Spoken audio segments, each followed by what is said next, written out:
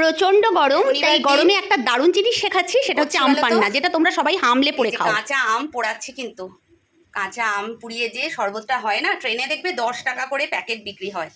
খেতে ভালো লাগে, 10 টাকা, সত্যি ওরা খুব কষ্ট করে করে। হ্যাঁ, তো তোমরা বাড়িতে করে খেতে পারো, সবসময় ট্রেনেরটা না খেয়ে বাড়িতেও কখনো কখনো খেতে পারো। ট্রেনে কিন্তু মাঝে মাঝে কিনে খাবে, নালে ওদেরই বা চলবে কি করে বলো সংসার। আর কি করে করতে হবে সেটা আমি বলে দিচ্ছি।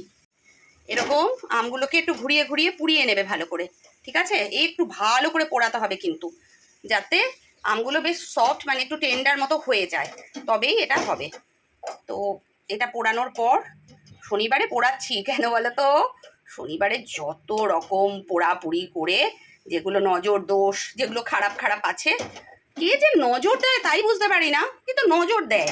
আরে আছেটা কি আমাকে নজর দেওয়ার মতো? আমার তো কিছুই নেই নজর দেওয়ার মতো, তাও দেখি কিছু কিছু নজর আমার লাগে, হঠাৎ হঠাৎ ভালো কাজগুলো বিগড়ে যায়।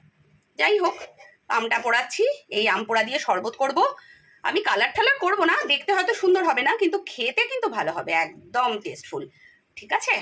বলেছিলাম না, পুড়তে পুড়তে একটা জিনিস এক সময় নরম নয়, একটা অন্য কিছু হয়ে যায়, যেটা আগের চাইতেও অনেক বেশি সুস্বাদু হয়।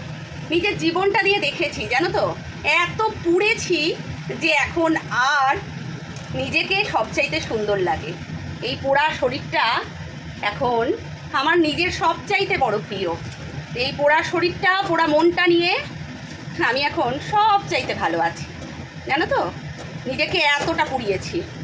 আর আর যারা এই পোড়ানোতে আমাকে সাহায্য করেছে, মানে যারা এই আগুন দিয়েছে না আমার মনটাকে, তাদেরকে আজকে ধন্যবাদ জানাই।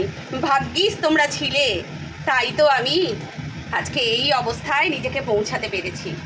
না হলে তো সেই কচি আমের মতো তোমরা গাছ থেকে টুকটুক করে পড়তো, আর তোমরা অযত্নে ফেলে রাখতে।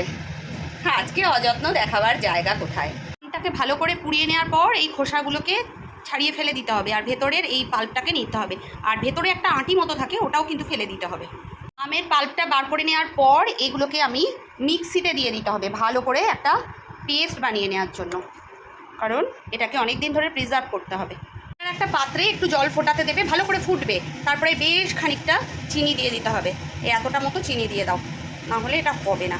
বেশ এতটা মতো চিনি দিয়ে দেবে, দিয়ে ওটাকে চিনির সিরাপ তৈরি করতে হবে। পোড়া আমটাকে আমি মিক্সিতে ভালো করে পেস্ট করে নিয়েছি, তারপরে এই চিনির সিরাপটার মধ্যে পুরো এটাকে মিক্স করতে হবে, তারপরে ভালো করে কিন্তু এটাকে ফোটাতে হবে। দেখো, আমের পাল্পটা দিয়ে চিনির সেরার মধ্যে ভালো করে ফুটিয়ে নিতে হবে।